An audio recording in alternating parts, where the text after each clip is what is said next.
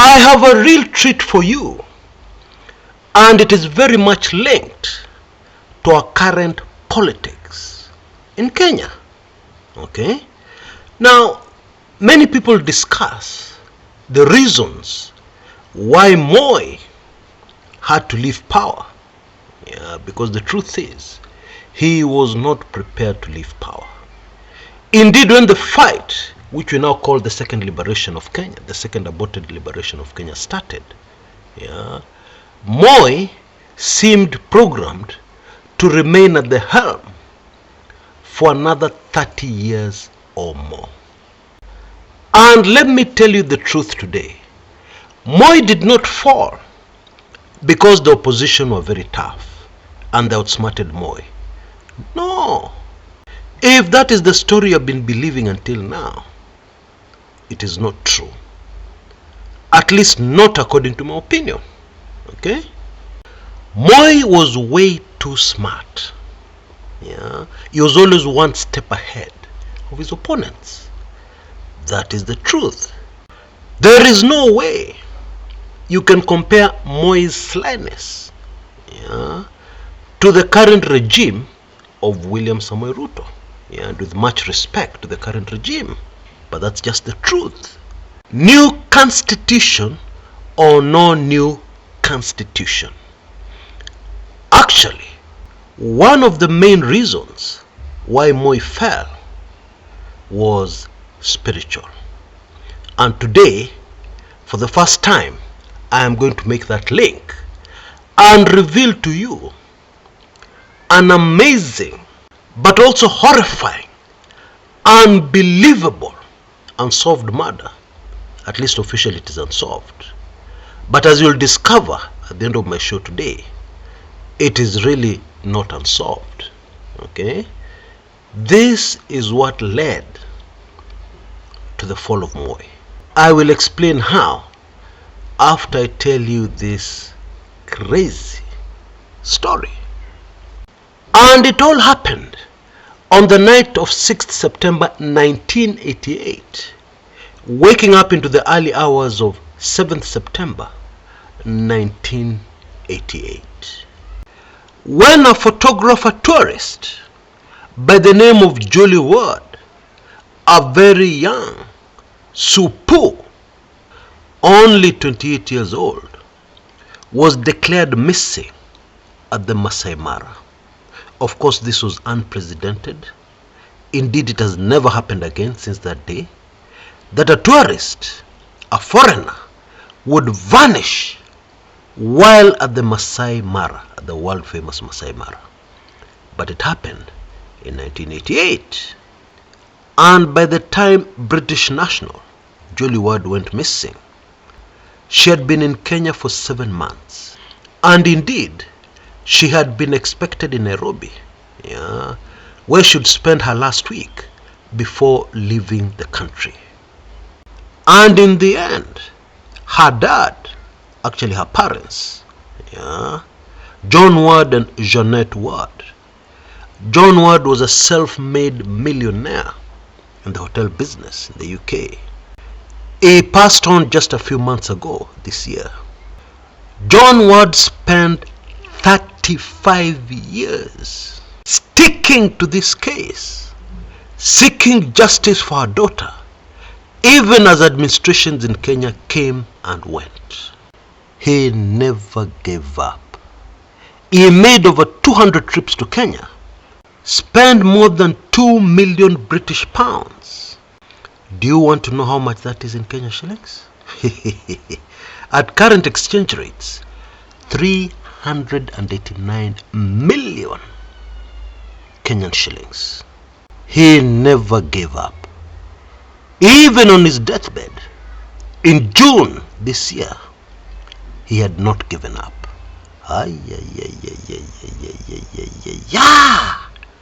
And let me emphasize, this case was very closely linked to Kenyan politics. In fact, politicians were involved, including the President of the Republic of Kenya. Okay? But let us just back up a little and pick up our story on 5th September 1988. On that day, Australian close friend to Julie Ward, Dr. Glenn Barnes, together with Julie, of course, were in their jeep vehicle in the Mara, headed back to Nairobi. And then the vehicle broke down. They got some help from the hotels around the area, and a mechanic at one of those hotels identified the problem as being a fuel pump. And of course the spare part was not available out there in the bush. And so Dr. Glenn Barnes flew from the Mara to Nairobi, got the spare part, and managed to get it sent back very quickly to the Mara, so that Julie would join him for their last week in Kenya, in Nairobi. The vehicle was fixed and Julie started on her journey. She was due to pass the Sand River camp, where they had stayed, pay her bills and collect her equipment. And that was the last time she was seen alive. Now I'm getting a little thirsty. Let me take a quick drink of water as you take in this very important message from Kumekucha Chris. I'll be back in a second. Now, about 2 years ago, a member of our Kumekucha family came up with a suggestion that at first I was very nervous about. He suggested a biannual gifting, a gifting every July and every December, which was designed to be a boost to me and the work I do on this channel. Despite my skepticism, because money is a very sensitive issue, it has saved the day for me very many times, on numerous occasions. Anyway, today I want to avoid kizungu mingi, okay? We have reached the season once again. After a very difficult year, it has been difficult for all of us, but I'm very grateful, to Almighty God for His protection and His provision. You have a chance to support the channel you really love. I'm very grateful to those of you who have consistently supported me and the work I do.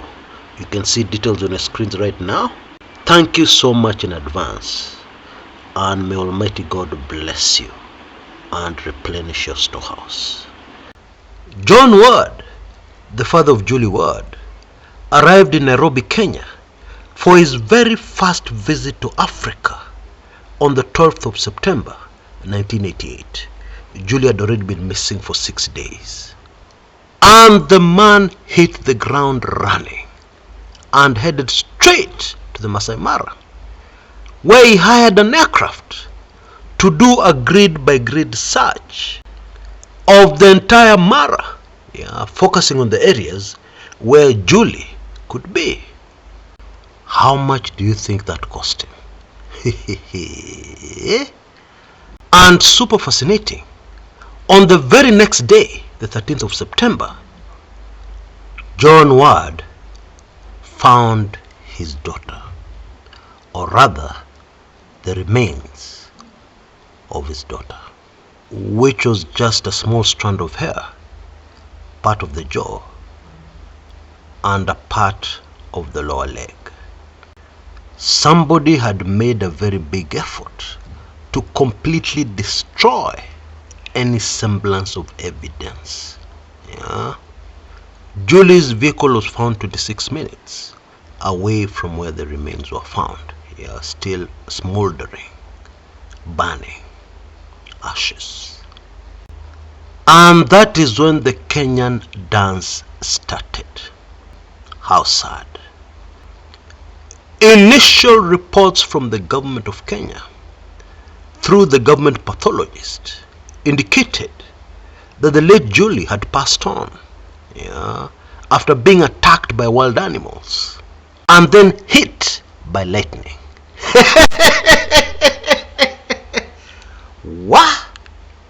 Nakwambia hii Kenya yetu.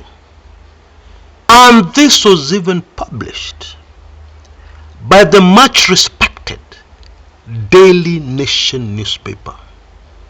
It had to be.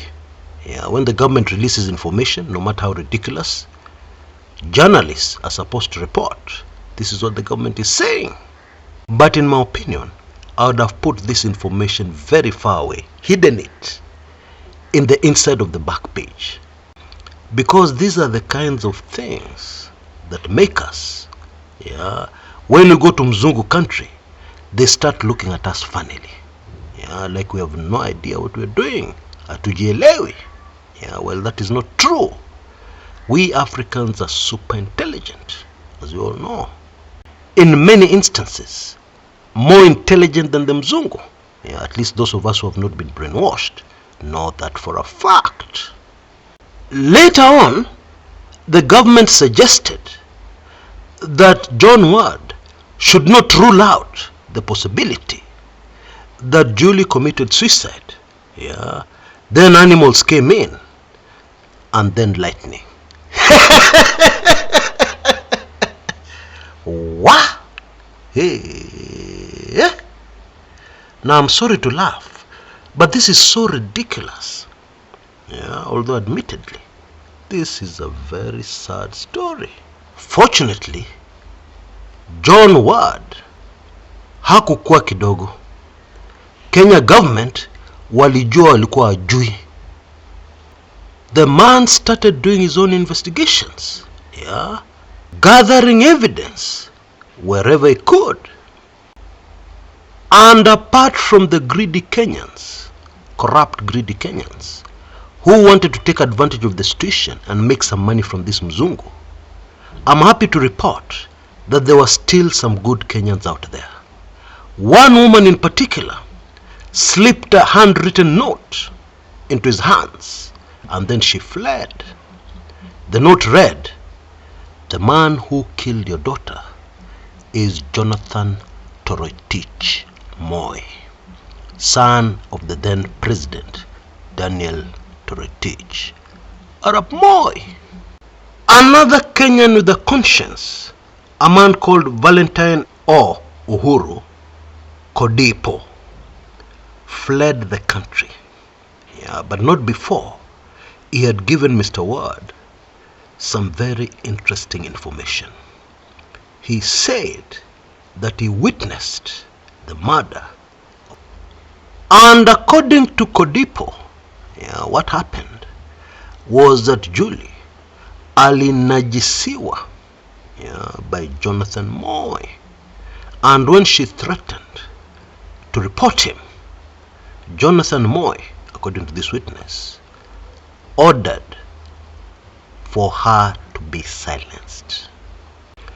Jonathan was accompanied by 2 bodyguards, a driver, and another man who was usually his co-driver in his rallying career, Ibrahim Choge.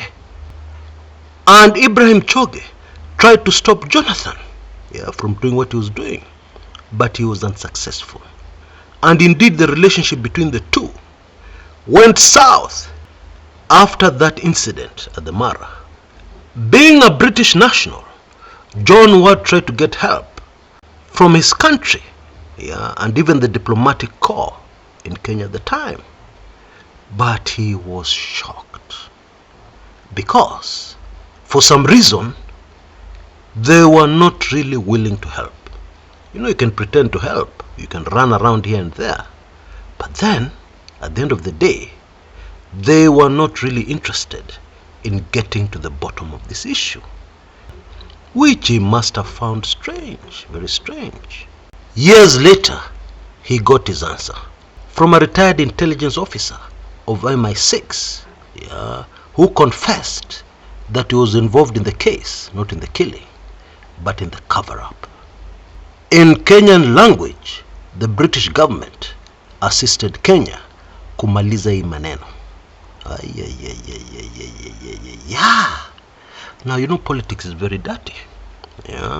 A foreign government may want some favors from Kenya, and Kenya may also want a favor, like to cover up the murder committed by the president's son. And so they do a trade. We'll do this for you, tusaidie tumalize hii maneno. That is what happened. very sad. But John Ward did not give up. Every time there was a change of regime in Kenya, he rushed back, and tried to get this thing moving forward again. And he succeeded on many occasions. At least 2 Kenyans were put on trial who were not responsible but were involved in one way or the other with the murder. They were both acquitted. To date, nobody has been charged for this horrible crime. And when Jonathan Toretich passed on 19th April 2019, Bwana Ward was hopeful again. But he still found witnesses were too scared to come forward and give evidence. It was only after the death of former President Daniel Toretich Arap Moi in February 2020 that people finally started coming forward and confirming a lot of the evidence that John Ward already had about the passing on, the terrible, horrible passing on of his daughter, Julie Ward. According to Bwana Ward, one witness who came forward was still shaking. Their hands were shaking as she was revealing to him details of what happened on that tragic, horrible day, 6th September 1988. And then we all remember there was the lockdown. Homa ya Mchina. 1 year was wasted. 1 year when Mr. Ward could not do much. And when he picked up the investigation again, this crusade that had gone on for over 35 years, by then he was running out of time.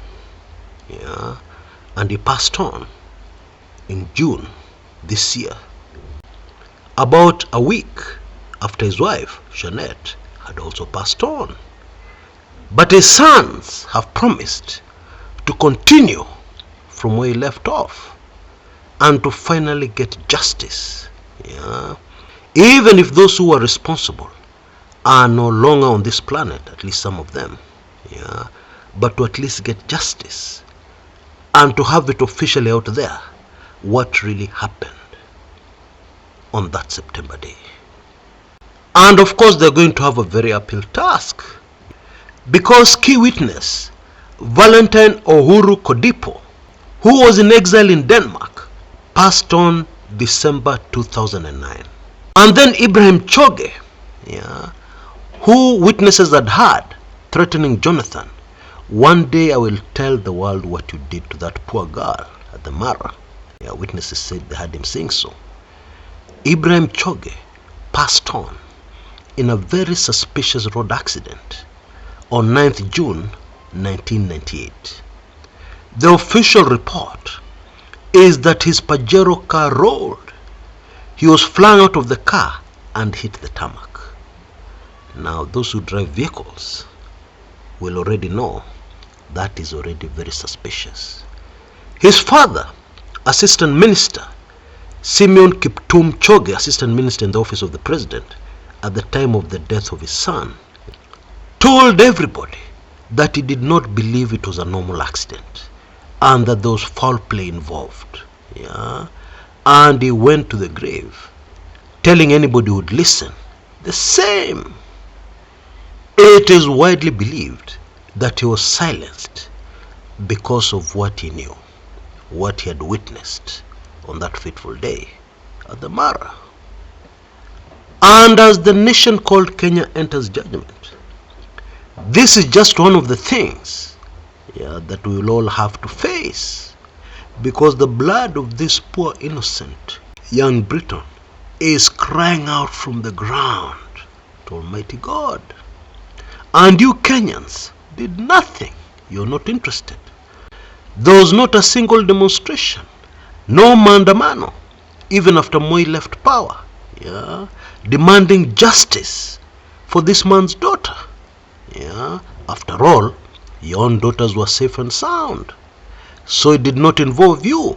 Haituhusu, wacha wazungu wa deal na serikali.